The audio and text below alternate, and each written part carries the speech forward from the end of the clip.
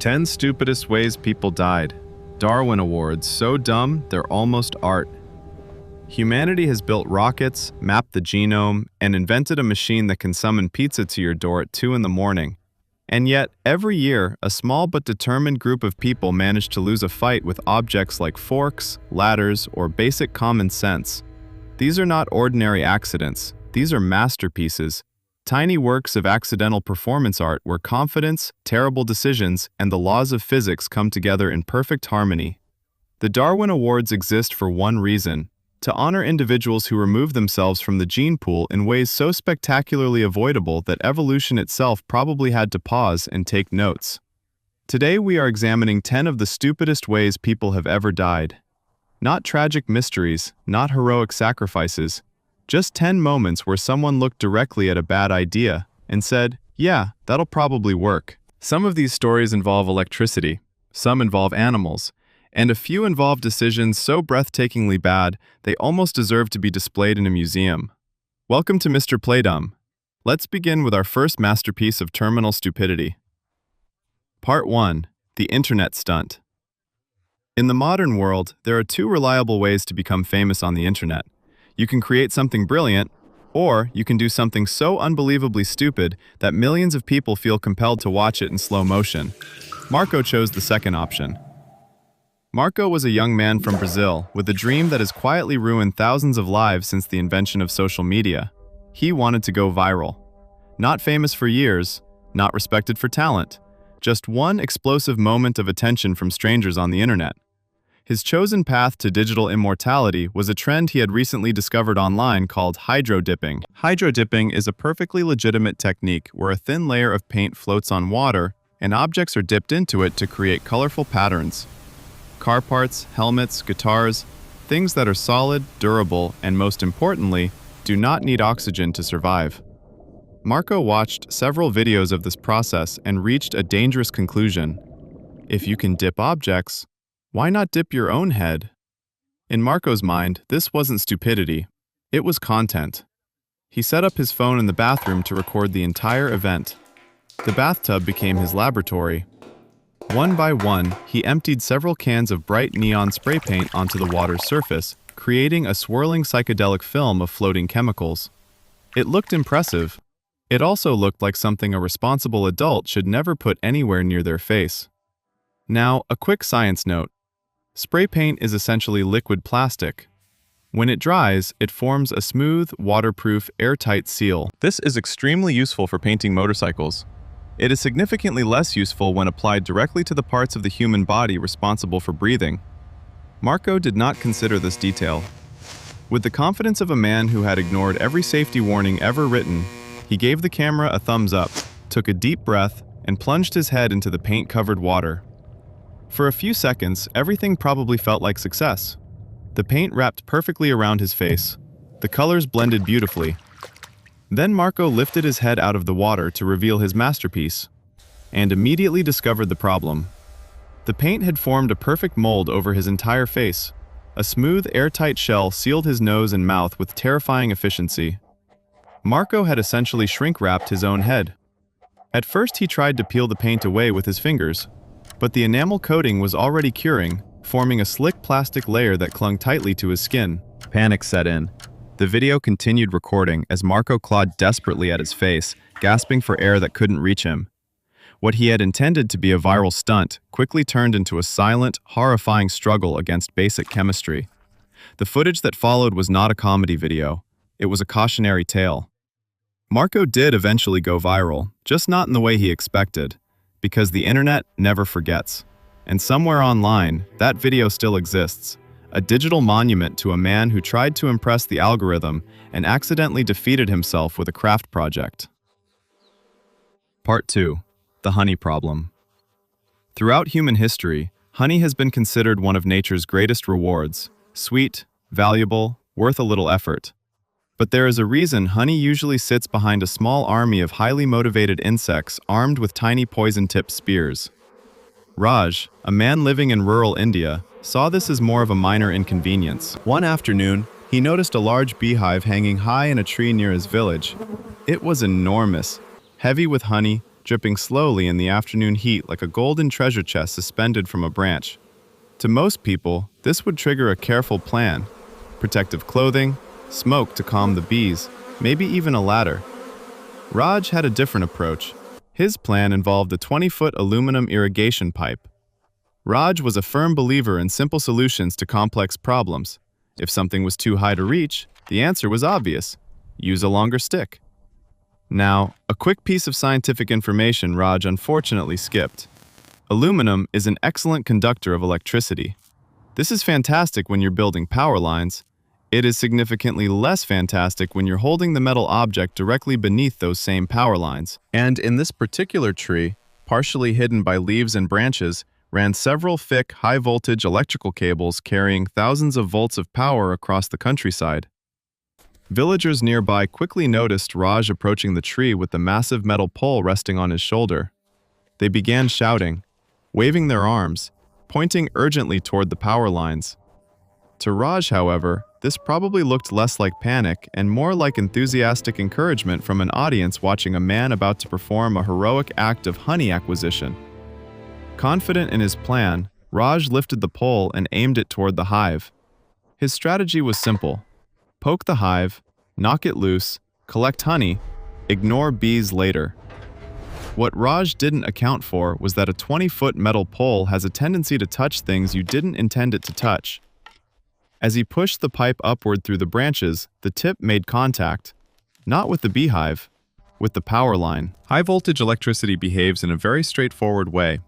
The moment it finds a path to the ground, it takes it. And Raj had just volunteered to become that path. A blinding flash of energy shot down the aluminum pipe and directly through his body, turning him into a temporary component of the electrical grid. The entire event lasted less than a second, but the lesson was permanent. When the smoke cleared, the beehive was still hanging peacefully in the tree. The bees, confused but unharmed, continued their work exactly as before. And Raj, who had simply wanted a little honey, had instead made extremely efficient contact with several thousand volts of modern infrastructure. In the end, he did reach a higher power, just not the one he was aiming for. Part 3. The Alpha Test. The internet has created a fascinating new phenomenon. People who watched 3 videos suddenly believe they have discovered ancient wisdom that professionals somehow missed for decades. Brenda was one of those people. Brenda lived in suburban America with 2 enormous Rottweilers named Zeus and Titan. They were loyal, affectionate, and weighed about as much as a small motorcycle. For years, Brenda treated them like pets. Then, one weekend, she discovered something called alpha training. According to several extremely confident people online, modern dog owners had it completely wrong. Dogs, they explained, were basically wolves, and wolves live in strict dominance hierarchies, which meant that Brenda was not just a dog owner, she was the pack leader. Or at least she was supposed to be. The videos explained that a true alpha must constantly assert dominance over the pack. Walk through doors first, maintain intense eye contact, never allow the dog to believe it has equal status, and most importantly, an alpha can take food away from a subordinate at any time. To Brenda, this sounded like advanced animal psychology. To anyone who actually understands dogs, it sounded like an excellent way to get bitten. Rottweilers are powerful animals bred for guarding and protection. They are loyal companions, but their instincts are very simple when it comes to one specific rule. Food belongs to the dog currently eating it. Trying to remove that food by force is not interpreted as leadership. It is interpreted as theft. One evening, Brenda decided it was time to prove her authority. Dinner that night was not ordinary kibble. It was 2 large raw steaks, a rare treat for Zeus and Titan. As the dogs happily began eating, Brenda approached Zeus with the confidence of someone who believed she had unlocked ancient wolf psychology. She reached down toward the steak. Zeus froze. He stopped chewing. His body went stiff. A low growl rumbled from deep in his chest, the universal canine signal that translates roughly to, "This is a terrible idea." For most people, that growl would be a clear warning. For Brenda, it was confirmation that the training was working. The videos had explained this exact situation. The dog would challenge the alpha. The alpha must not back down. This was the moment of truth. Brenda leaned forward and grabbed the steak. In that instant, the imaginary social experiment ended and real animal instinct took over. To Zeus, this was no longer a training exercise. This was a predator attempting to steal valuable food. The response was immediate. Rottweilers possess jaws capable of delivering enormous force, and their reaction times are measured in fractions of a second. The confrontation between internet theory and biological reality lasted about as long as it takes a reflex to fire, and biology won. When emergency responders arrived later, they found a scene that served as a brutal reminder of a simple rule that has existed for tens of thousands of years. You can learn many things on the internet, but dogs do not read YouTube tutorials. And trying to dominate a carnivore during dinner is rarely the leadership strategy people imagine it will be. Part 4. The lightning claim.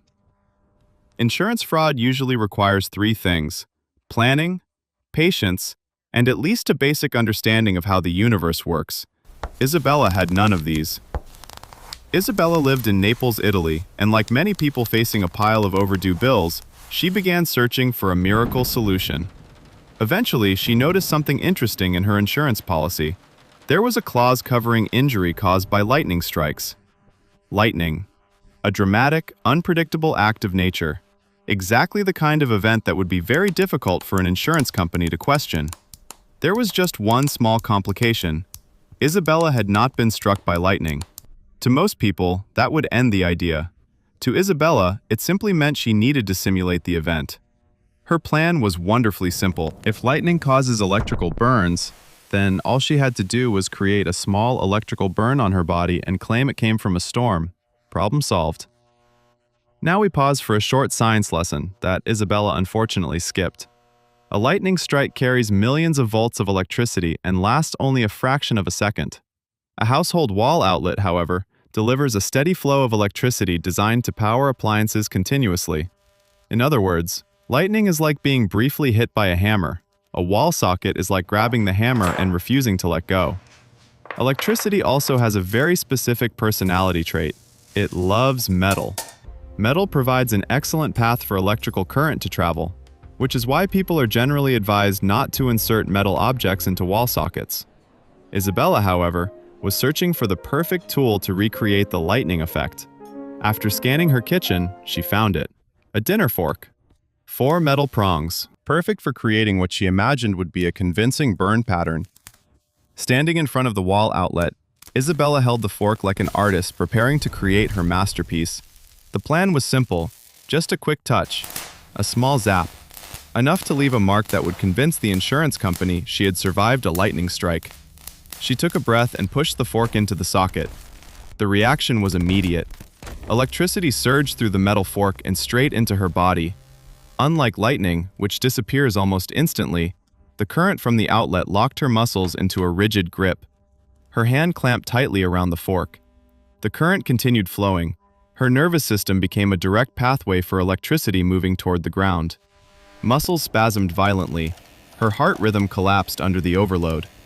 What Isabella expected to be a small theatrical burn became something much more authentic. When neighbors later forced open the door after hearing the noise, they discovered a scene that left little room for investigation. The insurance company never had to evaluate her lightning claim, because in the end, Isabella had managed to recreate something even more impressive than a lightning strike. She had successfully connected herself directly to the Italian power grid. And unfortunately for her, electricity is one of the few forces in the universe that never negotiates. Part 5. The Bakery Heist. Some criminals plan their operations like military campaigns. Others operate with the strategic thinking of a raccoon breaking into a trash can. Leo belonged firmly in the second category. Leo was a small-time thief in a quiet Italian town. His criminal career mostly consisted of minor break-ins, petty theft, and a long list of plans that sounded brilliant right up until the moment they failed. One night, desperate for cash, Leo decided to break into the local bakery. Bakeries are attractive targets for one simple reason. They deal heavily in cash. Early mornings, busy counters, and registers full of money from customers buying bread and pastries. Leo slipped in through an unlocked window and quietly made his way toward the register. He He pried it open. Inside were a few coins and a receipt. The bakery owner, unlike Leo, had planned ahead and already taken the day's earnings to the bank. At this point, a smarter criminal would have accepted the loss and left. Leo was not a smarter criminal. As he stood there in the dark shop, a powerful smell filled the room. Warm yeast, flour, sugar, and rising dough. The kind of smell that makes even disciplined people suddenly feel hungry. Leo wandered into the back of the bakery. There he found several enormous tubs filled with raw bread dough slowly rising overnight for the morning's baking. To Leo, who had arrived expecting money but had found nothing, the sight of all that dough suddenly looked like an all-you-can-eat buffet. He took a bite.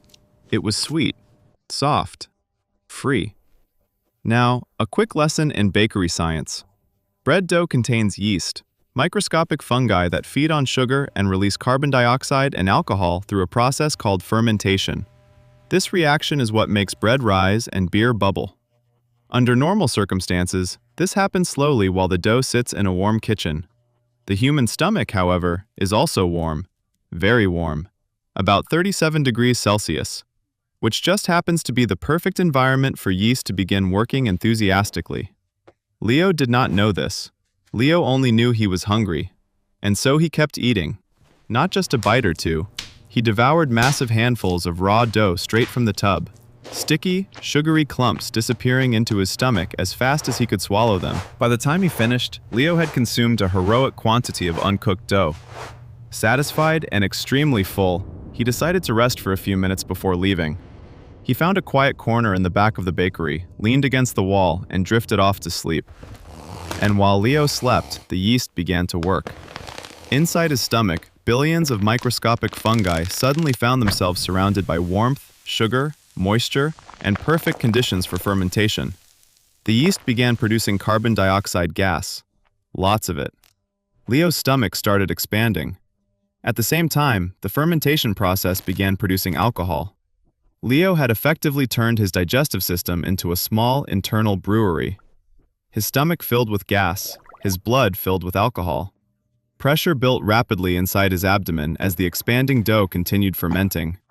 The gas compressed his organs. The alcohol overwhelmed his system. By morning, the quiet bakery contained a scene the arriving bakers had certainly never encountered before. The register was empty.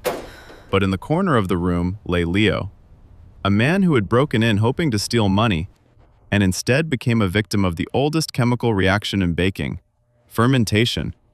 It turns out yeast can make bread rise, but given the opportunity, it can also inflate a human being like a biological balloon. And unfortunately for Leo, science had no interest in negotiating the outcome. Part 6. The Garage Revenge. Anger is one of the most powerful forces in human decision-making. Unfortunately, it is also one of the worst advisors. Sophia from Milan had recently discovered that her husband was having an affair. In the hours that followed, her emotions moved through the classic stages of betrayal: shock, heartbreak, rage, and finally, destruction. The object of that destruction was sitting quietly in the garage, her husband's car. Not just any car, a beautifully restored vintage Alfa Romeo. A machine he polished every weekend, admired constantly, and spoke about with the kind of affection usually reserved for family members. To him, it was priceless. To Sophia, it had suddenly become the perfect target. She marched into the garage and began her campaign. First came the key. She dragged it slowly across the flawless red paint, carving a deep, jagged line from the front door to the rear panel.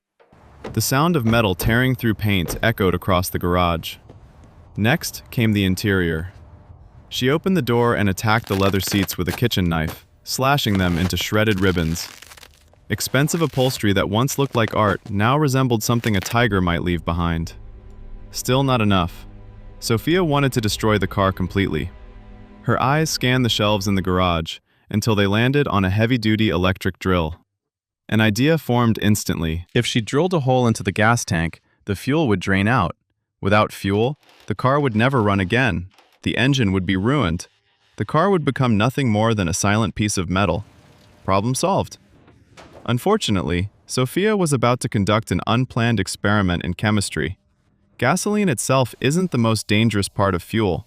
The real danger comes from gasoline vapors. These invisible fumes evaporate constantly from fuel and linger in enclosed spaces like garages. When mixed with oxygen in the right proportions, gasoline vapor forms an extremely explosive mixture. All it needs is a spark. And sparks are exactly what happen when a high-speed metal drill bit grinds against a metal fuel tank. The car even had a warning label near the tank, a small flame icon indicating flammable materials. To Sophia, however, that symbol looked less like a warning and more like a suggestion. She crouched beside the car, pressed the drill bit against the metal tank, and pulled the trigger. For a fraction of a second, everything went according to plan. The drill screamed to life, the metal began to tear open, and a bright spray of sparks shot outward. Those sparks immediately met the cloud of gasoline vapor waiting patiently inside the garage. The result was not a small fire, it was an explosion. A violent fuel-air detonation turned the entire garage into a roaring fireball. The blast blew the garage door completely off its hinges and sent it crashing across the driveway. When firefighters arrived minutes later, they found a scene of total devastation. The Alfa Romeo, once a shining masterpiece of Italian engineering, had become a blackened, twisted skeleton of metal. Sophia had successfully destroyed the car. Unfortunately, she had been standing right next to it when the experiment worked. The cruel irony was that her husband wasn't even home at the time. He was miles away, completely unaware that his car, and the entire garage, had just been removed from existence. Sophia had set out to punish the most important thing in his life. Instead, she had simply removed herself from the situation entirely. Revenge, as it turned out, is a terrible engineering strategy. Part 7. The 30-second shortcut. Construction sites operate under a few very simple rules. Wear your helmet, stay in the marked safety zone, and never underestimate gravity. Sal had worked construction in New York long enough to know all of these rules by heart. He had spent years cutting steel beams from old buildings during demolition projects. His job was part of a two-person system that had been designed specifically to keep people alive. Step 1. Sal cuts through a massive steel beam with a torch. Step 2. Sal walks to the clearly marked safe zone. Step 3. Sal gives the crane operator a thumbs-up signal. Step 4. The crane lifts the beam away. It was simple, reliable, and most importantly, it prevented anyone from standing under several tons of unstable metal. The system had worked perfectly for years. The only flaw was that it relied on human patience. On this particular afternoon, Sal had just finished cutting through a heavy steel I-beam. The beam now hung loosely in place, balanced in a delicate state between stability and gravity. All Sal had to do was walk around the marked barrier to the safety zone. But then he noticed something: his wrench.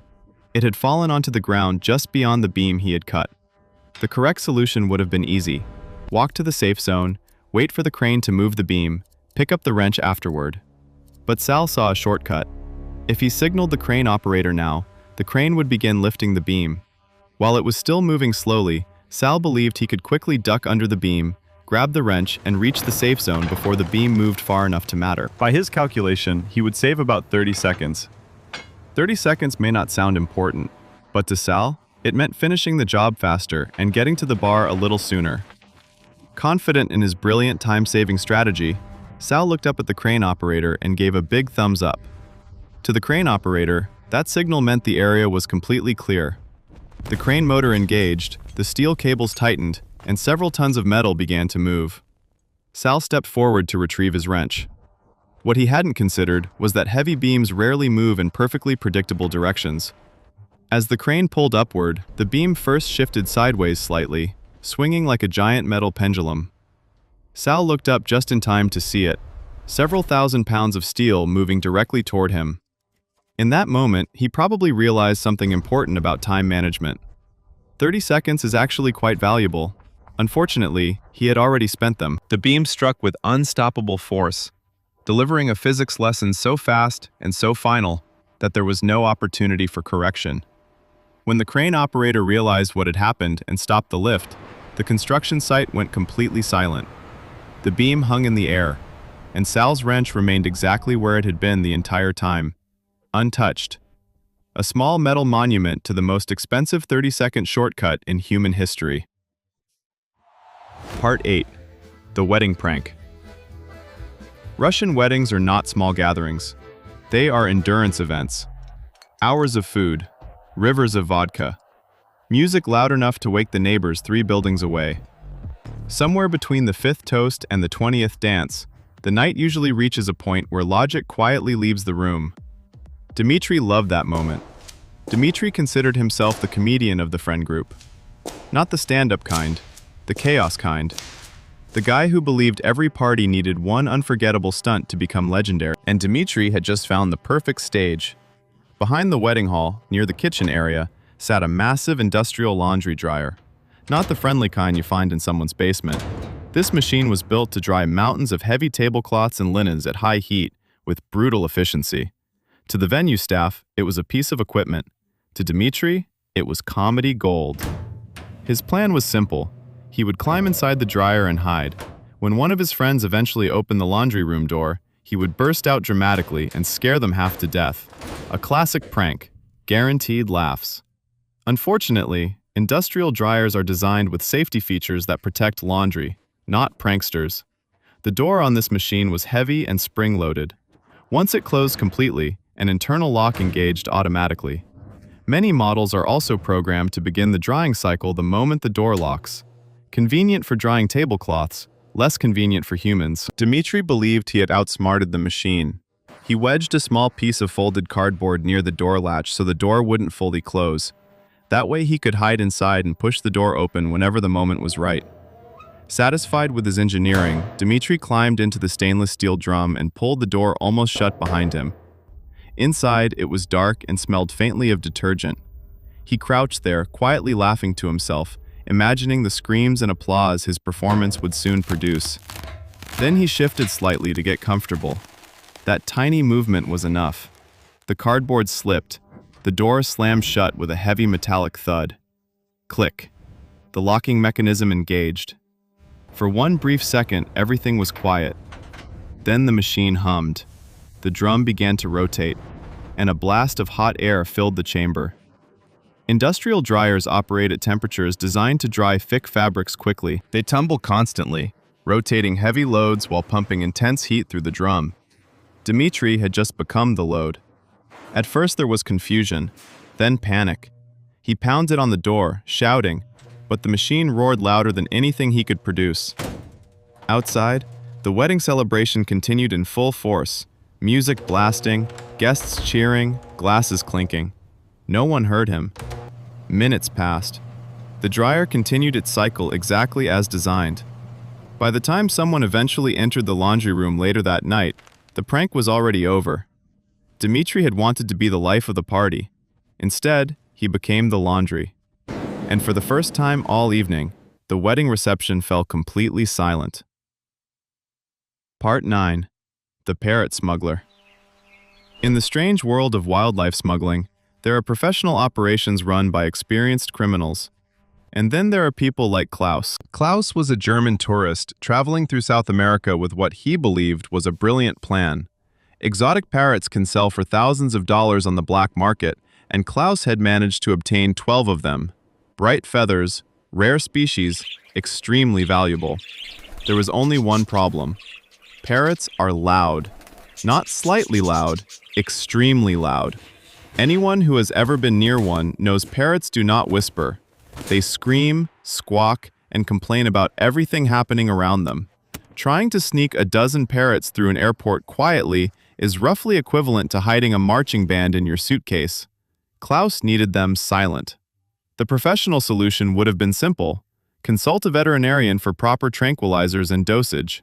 But Klaus had 2 personality traits that often create interesting disasters. He was arrogant, and he was cheap. Fortunately, Klaus already had sleeping pills. Strong prescription sleeping pills. His logic was flawless. If one pill could make a full-grown adult fall asleep, a tiny bird would surely need only a small amount. Problem solved. There was just one complication. Dosage.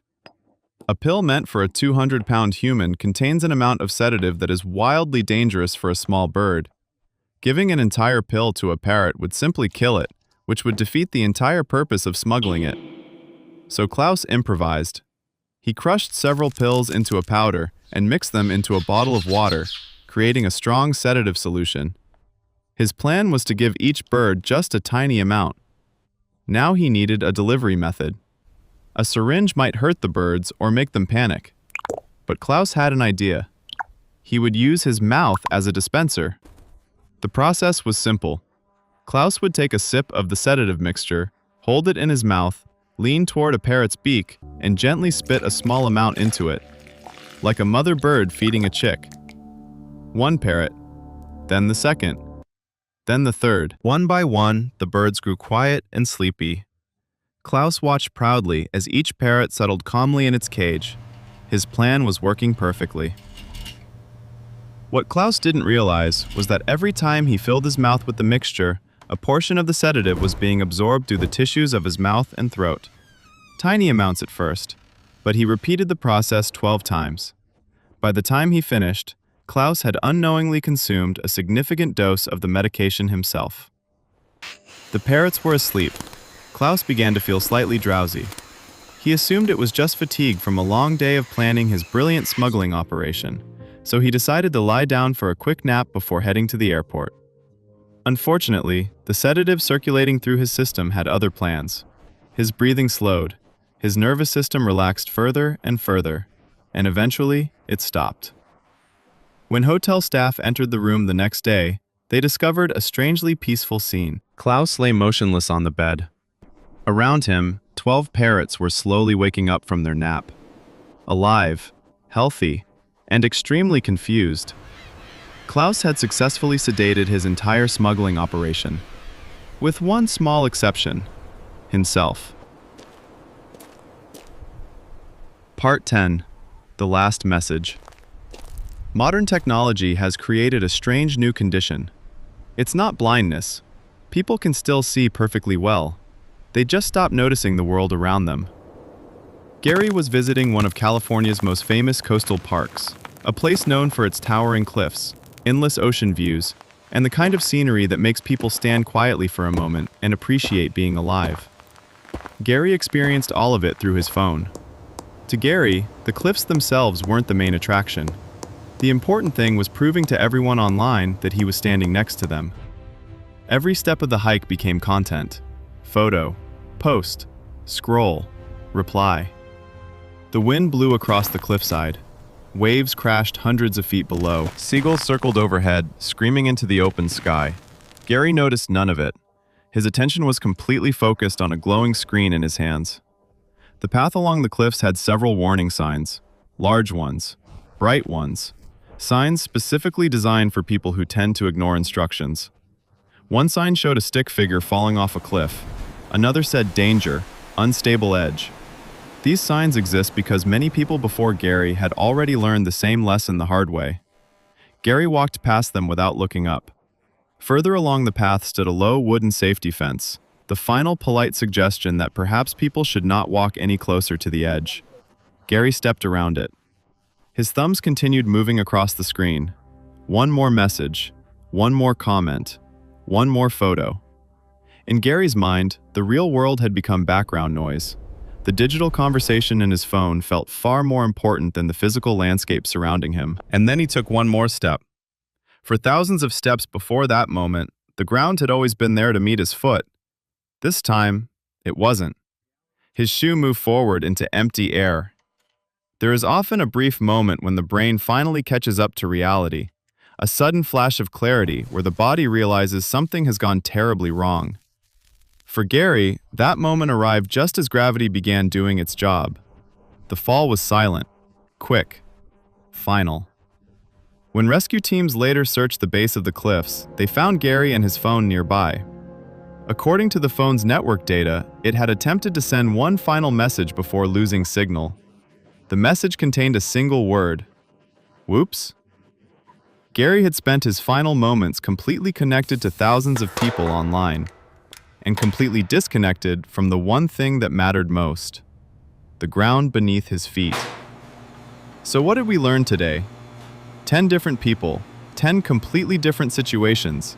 Electricity, animals, heavy machinery, even bread dough. And yet every story followed the exact same formula. Step 1. Absolute confidence. Step 2. A terrible idea. Step 3. Reality arriving with zero patience. The fascinating part is that none of these people believed they were making a bad decision at the time. In their minds, each plan probably sounded perfectly reasonable, right up until physics, chemistry, gravity, or basic animal instinct stepped in and ended the discussion. That's the strange beauty of the Darwin Awards. They're not really about death. They're about the moment when human confidence collides headfirst with the laws of the universe. And the universe always wins. But now we need your help to settle something important. Out of these 10 legendary decisions, which one was the least stupid? Was it the man who tried to hydro-dip his own head? The honey hunter with the metal pole and the power line? The bakery thief who accidentally turned himself into a fermentation experiment? Or was it the tourist who lost a fight with gravity because he was texting? Tell us in the comments, which of these 10 people deserves the Darwin Award Hall of Fame? And more importantly, which one do you think almost survived their own bad idea? Let the arguments begin.